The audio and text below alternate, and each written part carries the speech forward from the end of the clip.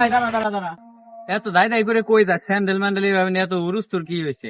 আর দাদা কই না, এতদিন শুনে আছি শুধু মেয়েকে নাকি পিছন করে, আজকে আমি সৎকার নিজে প্রমাণ ভাই। আমার 3-4টে মেয়ে রাস্তায় বেলায় এই যে ভাবে অপমান ভাই, আমি এই জীবন রাখবো না ভাই।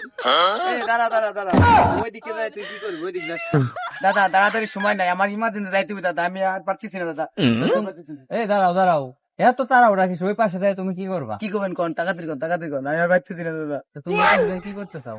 আমি এই জীবন রাখবো না দাদা, আমার 3-4টে মেয়ে। এই দাঁড়া শোন, এদিকে আয়। মেয়েরা তোর অপমান করছে, এখন তুই ওই পাগলের মতো এইভাবে দায় দায় করে যা চলে যাস, তাহলে কি হবে? মেয়েরা তো ওর অপমান করছে, তুইও মেয়েকে অপমান করে দে।